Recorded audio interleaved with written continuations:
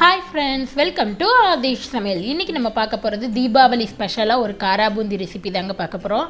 இது வந்து ரொம்பவே ஈஸியாக ஒரு 10 to 15 மினிட்ஸில் செஞ்சலாம். நல்லா அவ்வளோ கிறிஸ்பியாக மொறுன்னு டேஸ்ட்டாக இருக்கும். இப்போ எப்படி செய்கிறதுன்னு பார்க்கலாமாங்க. இப்போ காரா பூந்தி செய்கிறதுக்கு நம்ம மாவு ரெடி பண்ணிடலாம். அதுக்கு இங்கே ஒரு பவுல் எடுத்துருக்கேன்.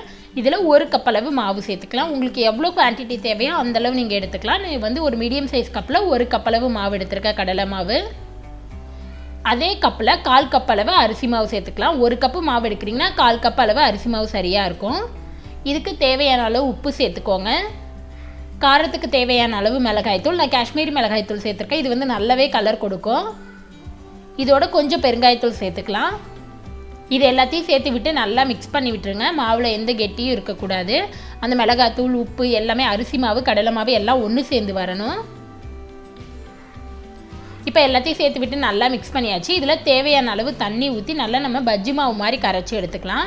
மாவு வந்து நமக்கு ரொம்ப திக்காவோ கெட்டியாவோ இருக்கக்கூடாது. அப்போ பூந்தி வந்து நல்லா குண்டு குண்டாக நமக்கு வராது. இந்த கன்சிஸ்டன்சியில் கரைச்சி எடுத்துக்கோங்க. அப்போ தான் நமக்கு நல்லா சூப்பராக வரும். இப்போ மாவு ரெடி ஆகிடுச்சு. இதை வந்து நம்ம பொரிச்சு எடுத்துடலாம். அதுக்கு இங்கே எண்ணெய் வந்து நல்லா சூடாக இருக்குது. நீங்கள் இந்த மாதிரி ஒரு கரண்டி கூட வச்சுக்கலாம். இல்லை நம்ம சாதம் வடிக்கிற கரண்டி இருக்குல்ல, ஓட்டக்கரண்டி, அன்னக்கரண்டின்னு சொல்லுவோம், அதை கூட யூஸ் பண்ணிக்கலாம். இல்லைனா பூந்தி பொரிக்கிறதுக்கு இந்த மாதிரி கரண்டியை நல்லா வச்சுட்டு இதில் நம்ம ரெடி பண்ணி வச்ச மாவை ஒரு கரண்டி எடுத்து ஊற்றிக்கோங்க.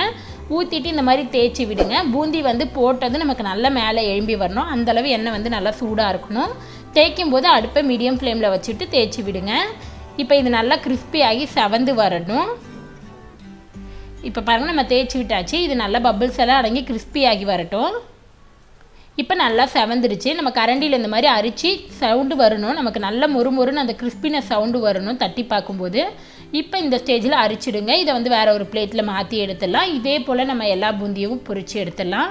நமக்கு பாருங்கள், பூந்தி வந்து ஒவ்வொன்றும் நல்லா அவ்வளோ குண்டு குண்டாக சூப்பராக இருக்குது. கொஞ்சம் கூட சப்பையாகவும் எண்ணெயும் ரொம்ப குடிக்காமல் நல்லா அவ்வளோ சூப்பராக இருக்கும்.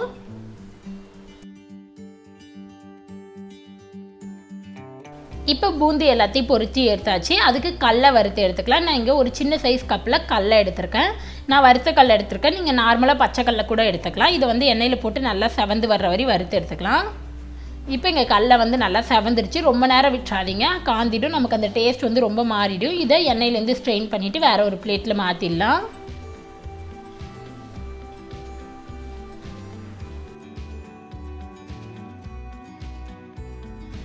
இப்போ அதே வானலில் ஒரு 5-6 பல்லு பூண்டு இடித்து வச்சுருக்கேன். இதை சேர்த்துக்கலாம்.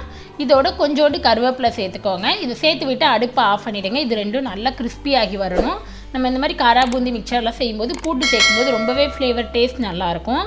இதோட நீங்கள் வந்து முந்திரி வேணும்னா நீங்கள் கடலை வறுத்ததுக்கப்புறம் முந்திரியவும் தனியாக ஃப்ரை பண்ணி சேர்த்துக்கலாம். ரொம்பவே டேஸ்ட் வந்து ரொம்பவே நல்லாயிருக்கும். இப்போ நம்ம கருவேப்பிலை, பூண்டு எல்லாமே நல்லா செவந்து கிறிஸ்பி ஆகி வந்துருச்சு. இந்த ஸ்டேஜில் நல்லா எண்ணெயிலேருந்து ஸ்ட்ரெயின் பண்ணிவிடுங்க. இதை வேறு ஒரு பிளேட்டில் மாற்றிடலாம். இப்போ நம்ம காரா பூந்தி எல்லாத்தையுமே ஒன்றா மிக்ஸ் பண்ணிடலாம். பூந்தி பாருங்கள் நல்லா ரெடி ஆகிடுச்சு. நல்லா அவ்வளோ சூப்பராக குண்டு குண்டாக இருக்குது. இப்போ இதோடு நம்ம பொரித்து எடுத்து வச்ச வேர்க்கடலை 1 கப் சேர்த்துக்கலாம். நம்ம ஃப்ரை பண்ணி எடுத்த கருவேப்பிலை, பூண்டியும் சேர்த்துக்கோங்க. இதோட ஒரு 1/4 டீஸ்பூன் அளவு உப்பு சேர்த்துக்கலாம். நம்ம பூந்தி சாப்பிடும்போது லைட்டாக அந்த மேலே உப்பு டேஸ்ட் இருக்கிறது ரொம்பவே நல்லாயிருக்கும். இதோட ஒரு 1/2 ஸ்பூன் அளவு மிளகாய்த்தூள். இது எல்லாத்தையும் சேர்த்து விட்டு நல்லா குலுக்கி விட்டுருங்க. இல்லைனா இந்த மாதிரி ஸ்பூன் வச்சு இல்லை ஒரு அகலமான பெரிய பாத்திரத்தில் போட்டு கூட நீங்கள் மிக்ஸ் பண்ணிக்கலாம். மிக்ஸ் பண்ணி விட்டுருங்க. அவ்வளோதான், நம்மளோட காரா பூந்தி வந்து சூப்பராக ரெடி ஆகிடுச்சு. இது வந்து ரொம்பவே ஈஸியாகவும் இருக்கும், டேஸ்டியாகவும் இருக்கும். ரொம்பவே இன்ஸ்டண்ட்டாக செஞ்சிடலாம். ரொம்ப ஒர்க்கும் கிடையாது. கண்டிப்பாக இந்த தீபாவளிக்கு நீங்களும் ட்ரை பண்ணி பாருங்கள். உங்களுக்கு இந்த வீடியோ பிடிச்சிருந்துச்சுன்னா லைக் பண்ணுங்கள், ஷேர் பண்ணுங்கள், கமெண்ட் பண்ணுங்கள், மறக்காமல் சப்ஸ்கிரைப் பண்ணுங்கள். கூடவே இருக்கிற பெல் பட்டனை ப்ரெஸ் பண்ணுங்கள். அப்போ தான் நான் எப்போ வீடியோ போட்டாலும் உங்களுக்கு நோட்டிஃபிகேஷன் வரும். நெக்ஸ்ட்டு ஒரு நல்ல ரெசிபியில் உங்களை பார்க்குறது வரைக்கும் பாய்.